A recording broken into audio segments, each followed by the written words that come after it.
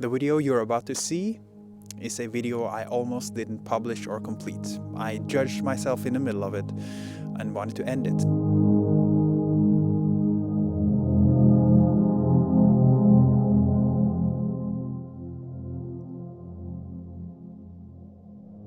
This quiet space of being. Welcome, day 27 of the Adventure of Appreciation calendar.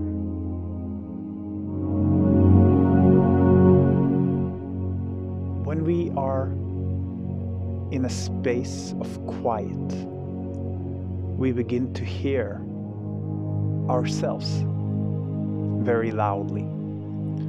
Our thoughts, our emotions, and our impulses and reactions become very apparent.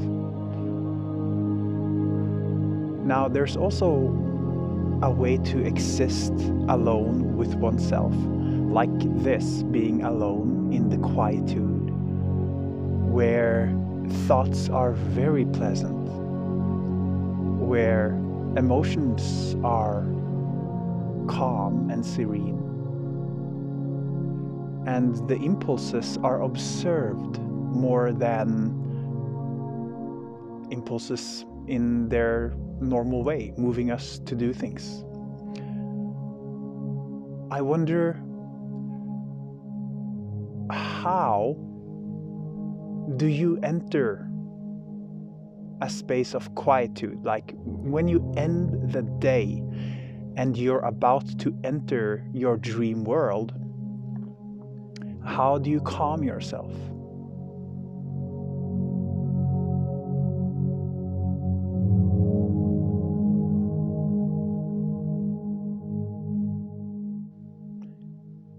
What is required for you to feel comfortable with this stillness and the quiet around you? This can be at any time of the day. I'm just wondering, what makes it okay for you to be in such a space?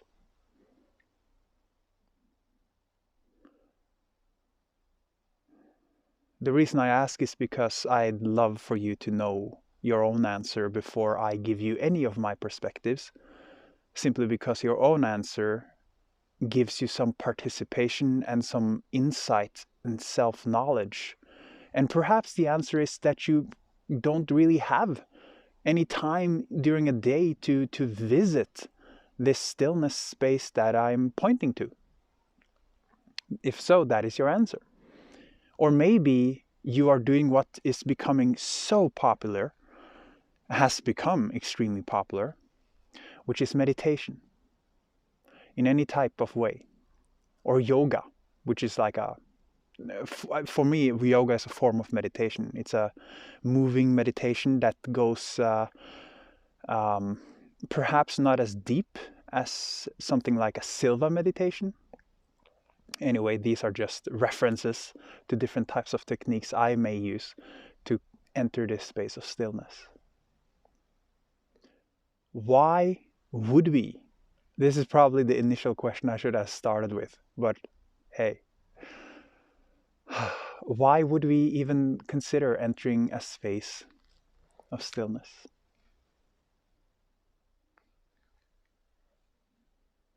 It makes us become extremely aware, just in general. It gives us self-awareness. It gives us space for self-awareness. And if you wonder what causes inward change in life, it usually starts with the awareness that something can change. And that knowledge is attempted to be put upon us by the outside world. There are people pointing to you and to me, saying that you should change, that there is something wrong with you, that you are not fully accepted, loved, and embraced for who you are in this very moment. Seldomly, these pointers who say that we should change, they don't really have much of a positive effect. At least on me. I can only speak from my experience and my personal relationship with this. But when people come and point at me and say, you should change because I feel that you are wrong, I'll never change on that foundation. If someone comes and says, hey, I can see that you can benefit tremendously by doing this change, then I will certainly consider it. But change really doesn't happen before I have the self-insight, before I see myself with the lackful behavior or the non-ideal reaction. I have to witness myself failing. And hopefully I'll witness it when it's in the thought stage. But sometimes it manifests in the emotional state, and sometimes the emotional manifests in the action state. So regardless of where I notice myself having potential for positive change, really, to be more clear, when I notice myself doing what I fundamentally do not support, something I feel is not ideal, something I would say is even wrong of me, something that I initially judge, when I discover that, it doesn't matter if it's in the action stage, the emotional stage, or the thought stage, or even just the vibrational energetic stage, for those of you who are familiar with intuition and such things. Regardless of where I discover that, when I become aware, when I witness myself failing according to my own law, my own rules, really my own law, that is to be honest, that is the only moment where I find within me the energy to actually change. I hope that you are different, but I assume that you possibly are not.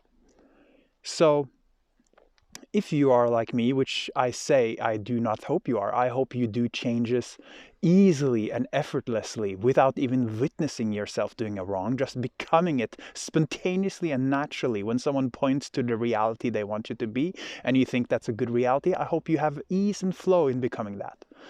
Sometimes it's not that easy though.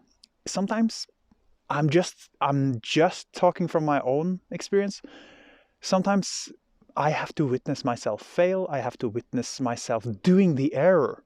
And it can be something as easy as judging, using my hemispheres of the brain to calculate what I think is right and wrong. Sometimes I see myself think thoughts about people that are not really helpful. I may think, what an idiot.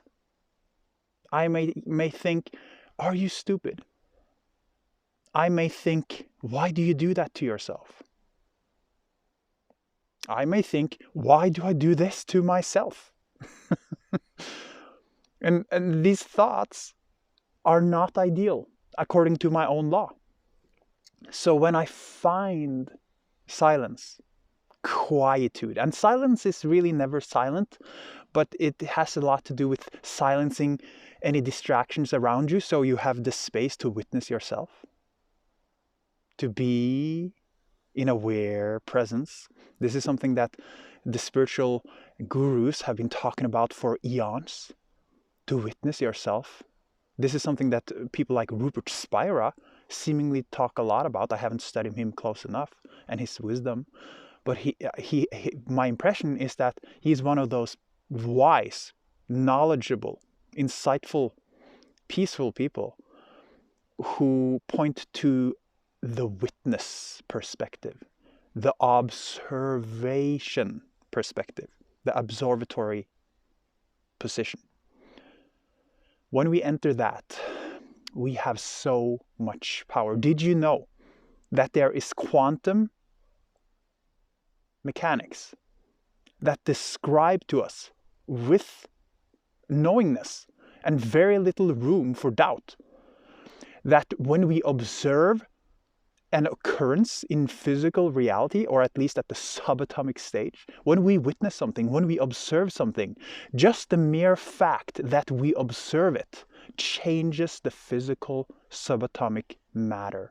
It affects it. Change it will probably be a less than correct word, but we affect it. This was done with light particles. You should have heard about this by now. You should have. If you haven't, you're not good enough and you should change. No, but really, I'm going to tell you it again if you have already heard about it. I'm going to tell you it now if you haven't heard about it. And it's called the double-slit experiment. I think it was done for the first time in the early 1990s. And the prerequisite studies was done way before that, where they looked at how light behaved when it moved through two slits, you know. And basically what they discover is that light behaves like a wave, like an ocean, like a fluid. But if you observe light move through this slit in the experiment, basically when you observe it and look for the particular way that light moves, now it suddenly becomes particle. It behaves at least like a particle. And not only that, there is, since light moves at the speed of light, probably beyond the speed of light, it behaves in the future and the past in the present. There is a connection between past, future, and present. The future affects the past in quantum mechanics.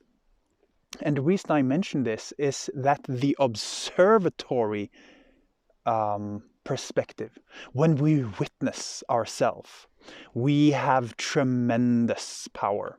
Do you get it now? Because when you witness yourself, you are theoretically, potentially, collapsing a field of waves into particular materia. You are potentially, you are definitely affecting the subatomic particles. And we have not yet been able to conclusively point to consciousness with 100% certainty what it is and where it is. But I can tell you, it is more than likely based in quantum mechanics. Which means if you observe yourself and your own consciousness, you are literally changing yourself. You are literally having a documented effect just by putting your conscious gaze upon yourself, whatever self is, or even your thoughts. Thoughts are electrical occurrences. Electric energy has electrons. Electrons are subatomic particles. Electrons have been proven to be affected by the quantum mechanics, which means you are actually influencing it just by gazing upon your own freaking brain behaving. That is a theory, but I can tell you it will be proven if it has not already been proven. It is based on truth. Regardless of my own perspective on this, even if I'm totally and completely wrong, my own experience proves empirically, and so many others. Oh, what is his name anyway? Oh, there's so many good authors that speak about this. But when you observe yourself, my own experience documents that when I observe myself, this is just my honest experience, and it is probably yours if you try it out. When I observe myself in a space of quietude, a space of stillness, a space in general, and I get that room to observe myself, and I enter that witness perspective, I just feel intuitively, without judgment. This is one of the key aspects of the observer perspective. There is no judgment going on. It is just observation. It's like a child looking up at the parents and just learning by witnessing and emulating. Well, since we are conscious and beyond the child stage, we can use the child stage within us to witness, observe, but we have also this beautiful Is it the prefrontal cortex that helps us to make decisions so we can decide if we become what we observe or not? So in stillness, I observe what is happening. And I can tell you, we are all, probably most of the people who watch this video, including myself making it, we have enough stress in our life. So much so that when we find a quiet space and begin to breathe into a space of observatory presence, we begin to see the stress that we used to just impulsively be moved by. You know, you're no longer moved and tossed around by the waves of stress. When you're in the observatory space of perception, you are the wave. You witness it, you witness the ocean, but you can also influence it. And just by becoming aware of something, just like a crystal glass shatters when you hit the same vibrational frequency of sound, in the same way that glass shatters, you will shatter any non-ideal behavior within you that you observe when you hit the same frequency, because you do it without judgment. When you're in stress, you see your behavior, you still see it, but you judge it. You're like, oh, I did this in the past. Oh, I should not do that in the future. But you forget about the present. In the present, you meet it. You meet it. Energy to energy, eye to eye. And you just observe it for what it is. It's the non-judgmental observatory perspective. And when you notice something and you look at it and you think, wow, this could improve. Or it may be more dramatic. When you look at it from non-judgment and you get a sense of it, now you get the knowledge of how you actually feel about it, what you'd like to do about it or not do about it. You first be it, because you're already it, but you are with it without judgment. And with that experience, within a couple of seconds, for me, it may take a minute or two, you become aware of what that behavior feels like and what it does to you. And from that, you begin to use your ability to make sane, sound judgments that are for you, not against it. That is a key point right there. Making judgments for you, not against it. So for example, I saw a social behavior within myself this morning. I woke up, I was already in the alpha wave state of the brain, which means I was in a meditative state, a vegetative state, no. I was calm, relaxed, collected, and aware of my own presence. I could be in this non-dualistic, non-judgmental, calm, observatory perspective. So I looked at my dream, which had some social aspects in it, and I looked at it and I saw my own thoughts about it. I hope this makes sense. As I witnessed my own thoughts, I realized I had a pattern where I judged socially other people. And I think there was more to it than this, because now it's shifted. It's not the same thing. The past is no longer available for me because it changed when I observed it. It's very hard for me to explain it. But I know it had to do with something social. It could have to do with my judgment, how I judged, and perhaps still in some other areas that I will move in the future, how I judged promiscuity, I think the English word is, being unfaithful to oneself and to one's own body and to perhaps a partner. How I used to negatively judge people who had sex with lots of people. Basically, in my dream, I saw, this is funny, I saw a celebrity. What is his name? He is cool. He played in the movie Limitless, really handsome guy, and I could hear him having sex. I'm sorry, I'm sharing this just purely now. I hope you are okay with it. If not, observe yourself observing this. Anyway, in my dream, I heard someone have sex in a hut, like a cabin, almost like a RC wagon that you put behind the car, you know. And afterwards, the dream flashed into me sitting basically on a log like this, speaking to that person. Bradley Cooper was how he looked, but behind the look, there was a friend of mine that I know. And I said, why random sex? I mean, why? And we talked about this. So when I woke up, I remember this. I'm like, that's an interesting, fascinating dream. I wonder... I'll think more about it. And as I thought about it, I saw myself judging him. I saw myself projecting my own ethics, values, and my own preferred action upon him as if he was me, which is not a good way to do that. It's not okay to project your own identity upon others and say that you should be like me. At least that's my own law. I don't like it when people come and say, hey, you're not okay as you are, you should be different. Because that is literally saying you are not worthy of being loved and accepted before you succumb to my dictatorial suggestions. It's not good. This is where I allow my judgment, by the way. I love judging the people who try to control others. I'll judge them to the end of existence. I don't think I will change that pattern. I like that judgment. But I did not like myself when I looked at a friend and felt that you are doing something wrong by being who you are. Obviously, I could see he felt good. He was in congruence with his own values. And what I had to offer was judgment of that. Maybe that could help him if he used it, but it's not the most... It's rarely the most helpful message I can give someone.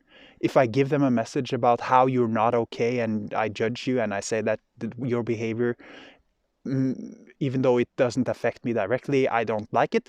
That is not usually the best and most efficient message I can give someone if I want to change the world.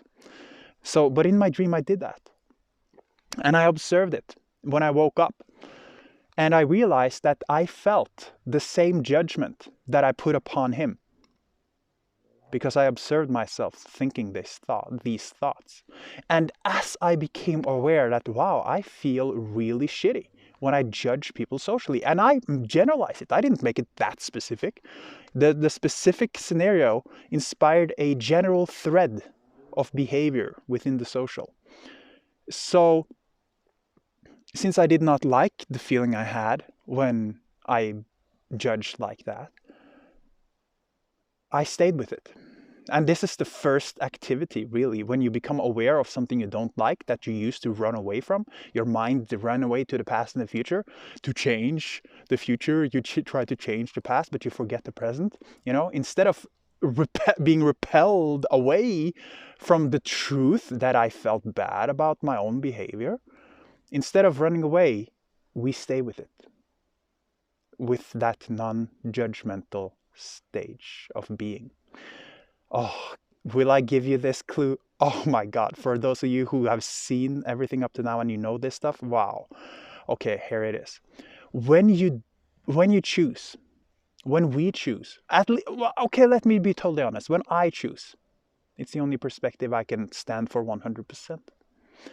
But I'll be as bold and to say when you choose and when we choose as well. But for now, when I choose to observe my own actions, behaviors, thoughts, emotions, whatever it may be, when I choose to observe something without judgment, withholding judgment, and just observing, being with it, almost like a child, or like an enlightened being, a guru, an ascended master who has pure love in his heart, in her heart. When I observe with that non-dual perspective, that third eye perspective, the discomfort eases away. and here's the amazing point if you get this. This is how you collapse physical reality into the field again. This is how you make matter into wave form again. You come from the wave form, and now what you observe merges into potential again. This is how a change is made. This is how I notice that I change myself.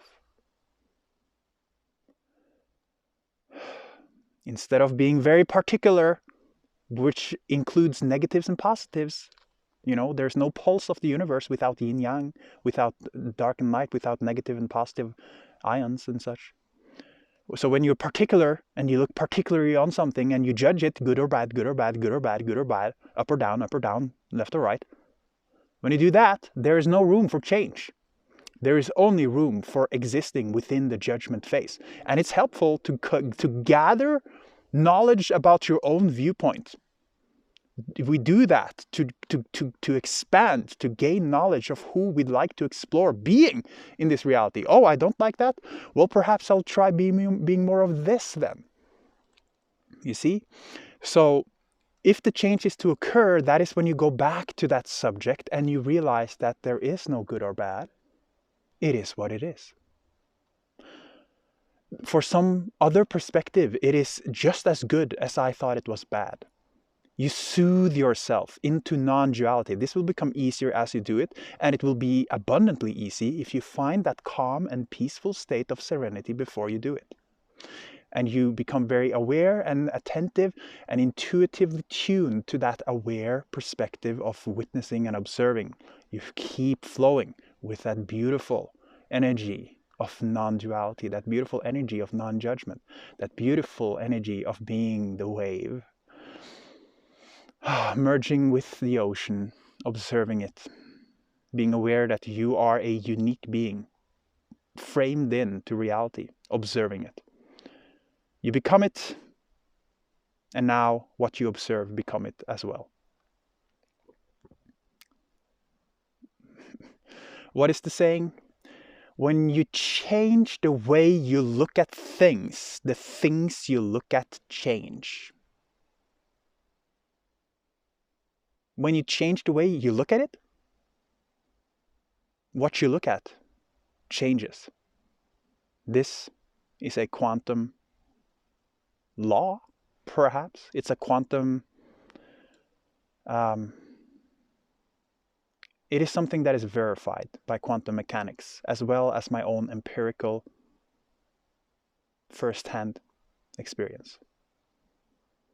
I hope you got something out of this.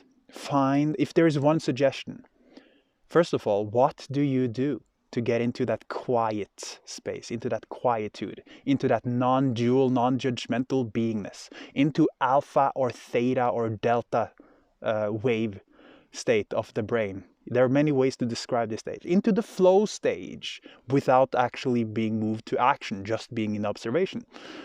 Flow stage is actually a quiet space as well. It's amazingly moving, and it's incredibly energetic, but it's quiet. It's flavored with that beautiful meditative quietude. So it goes without saying that on the way to being in pure flow, in the zone, you first quiet yourself from all stress and past future debates. You become one with the present. And you begin observing without judgment. With curiosity, perhaps, is a good word to describe it. With a universal type of love. Knowing that there is nothing that is fundamentally wrong. Well, that is a very controversial statement that may trigger you to be very debatable and judgmental. But in actuality, there is nothing that is really fundamentally wrong. It all has to do with the perspective you come from. And there are many perspectives, more than the 7 billion humans. There's so many perspectives that you couldn't write enough zeros after the number in the sand. So let's humble ourselves and realize that there is actually one way to love this too, whatever you look at it. There are perspectives that love that as well. And it doesn't have to be you first. You can associate with those who do. The imaginary perspective who does love, if you associate with that, you feel it, you become it, you download energetic knowledge from it, symbols, images. Yeah, I'm not going to fly too over everyone's head, but if you watch this, you probably know this, you probably have done it, you resonate with this, you have a feeling of kinship with this, and you just wanted to be reminded or just observe. And I hope you got a lot out of that, and keep doing that, and find what space it is that creates the space of just pure observation. What is required for you to enter the witness stage of pure observation, non-judgmental observation, curiosity, stillness, quietude? Now, when you find that, observe, and let whatever takes you from there, let it lead you. Just be present with it, right? Be in the present. Yeah. Good. I thought I was going to end this video in the middle when I realized I didn't tell you why this is beneficial to do. But I just felt like continuing, and I guess this is a long video, probably, I don't know, 15 minutes. I can't see the screen from here. There might be animals around me. It's dark outside in the forest. Anyway, I hope you got a lot of value out of this. As I've said for the 5 billionth time, oh my God, my butt is frozen.